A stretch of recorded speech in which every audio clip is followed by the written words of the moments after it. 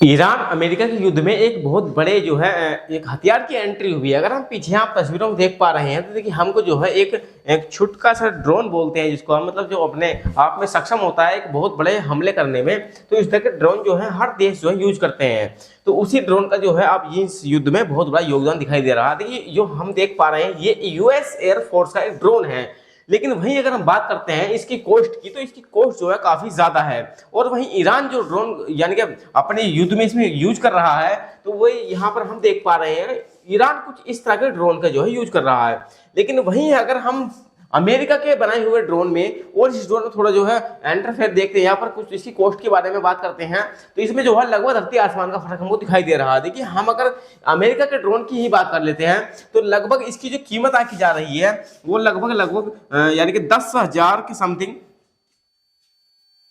मैं आपको दिखा दूं यहाँ पर जो मतलब अमेरिका का ड्रोन है वो तो इसकी जो मतलब कॉस्ट हम अगर आके तो 10,000 यानी कि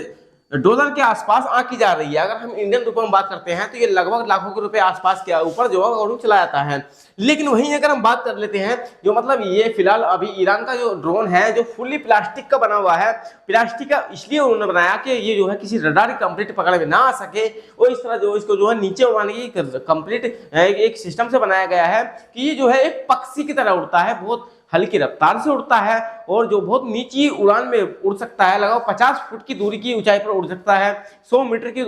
यानी कि 50 फुट से लेकर 100 मीटर की दूरी तक जो ऊंचाई अपनी पकड़ लेता है। इसमें क्या होता है तो इसमें यह होता है कि जो रडार सिस्टम होते हैं वो इसकी चाल को आंक नहीं पाते हैं। इसकी जो मेटल की बॉडी नहीं है इसलिए इसको जो पकड़ नहीं पाते हैं। एक तरह से इसको पक्षी की तरह ट्रीट करते हैं और उसको जो है छोड़ देते हैं और इसी चीज का फायदा उठाते हैं ये ड्रोन। ईरान जो है अभी तक ये जो खबरें निकल के हमको ईरान की तरफ से आई हैं वो ये है कि ईरान ने जो सबसे बड़ी तबाही मचाई है, चाहे वो गल्फ कंट्रियां हो, इराक हो, यानी कि जो मतलब जो तमाम मुस्लिम कंट्रियां हैं, सऊदी अरब हो, ओमान हो, कतर हो, तो टर्की हो, तो उनमें जो है तमाम जो मतलब जहां पर एयरबेस बने हुए हैं अमेरिका के वहां पर जो लगातार ईरान जो है वहां पर तबाही मचाने में कामयाब हुआ है। तमाम जो मतलब अमेरिका के बहुत सारे वहां पर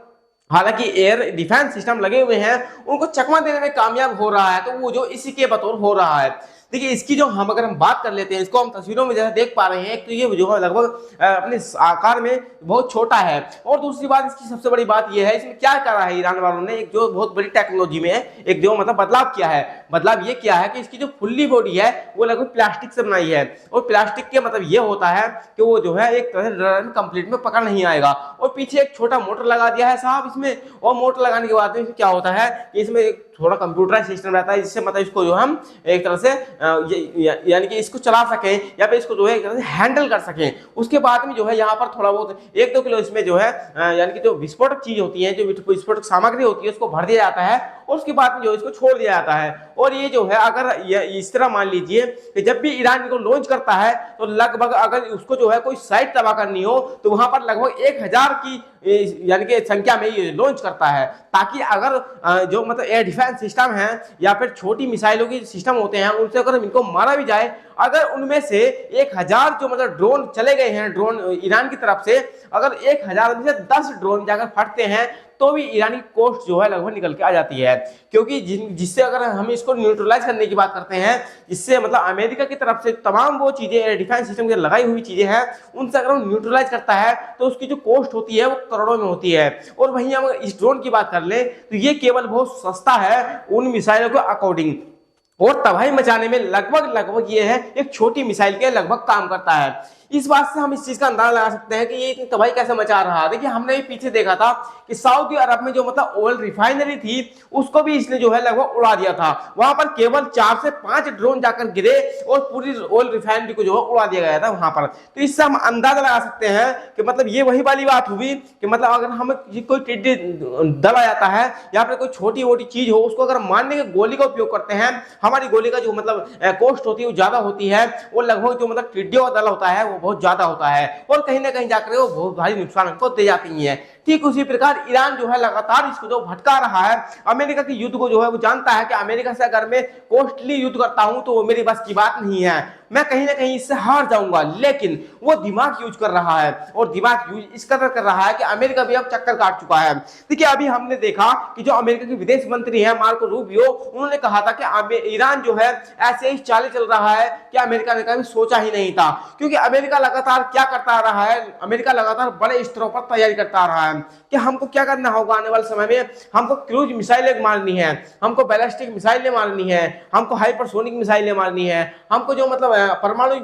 पनडुब्बियों से लॉन्च की हुई मिसाइलें होती हैं, हमको उनसे मारने की मतलब उनको इंटरसेप्ट करने की तैयारी करनी है। लेकिन ये नहीं सोचा था कि साहब ये छोटे छोटे पक्षी जो हवा में उड़ रहे हैं, हमको इनसे भी कभी लड़ना पड़ेगा। और यही बात है कि मतलब छोटी स्तर पर तैयारी न करने की वजह से ईरान से वो जो है मुंह की खा रहा है। हमने अभी पीछे देखा कि मतलब सऊदी अरब के अंदर इतना नुकसान हुआ, कतर के अंदर और बहरीन के अंदर तमाम मतलब जो मतलब सऊदी अरब के आसपास के तमाम देश हैं जो मतलब जहां पर अमेरिका अपने ठिकाने रखता है, अपने एयरबेस रखता है, वहां पर ईरान लगातार तबाही मचाए हुए है और अमेरिका समझ नहीं पा रहा कि मैं इनको कैसे रोकूं। हमने देखा किस तरह से मतलब ईरान ने वहां पर रिफाइनरी उड़ा दी, किस तरह से वहां पर तमाम एयरबेस उड़ा दिए, यहां तक कि वहां की जो मतलब एयर डिफेंस सिस्टम थे वो भी तबाह कर दिए गए। हमने तस्वीरों में देखा था। लेकिन उसके बाद सबसे बड़ा जो हथियार चला है, जो सबसे बड़ा उसने हथकंडा अपनाया है वो ये है कि उसने मतलब यहाँ पर जो हम यहाँ पर रास्ता देख पा रहे हैं, जो मतलब हेम्ब्रोज के नाम से हम जानते हैं, लगभग 75% एशिया का जो मतलब व्यापार होता है वो यहीं से होता है, उसको उसने पूरी तरह से ब्लॉक कर दिया है।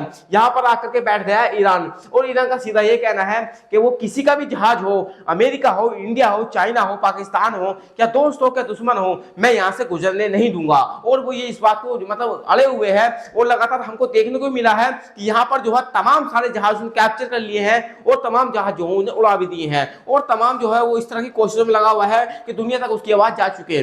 देखिए हम यहाँ पर एशिया का जो मतलब मैप देख पाते हैं तो एशिया के मैप में हमको ईरान यहाँ पर दिखाई देता है। लेकिन ईरान यानी कि जो एशिया के लोग हैं, जो एशिया के तमाम ये कंट्री हैं,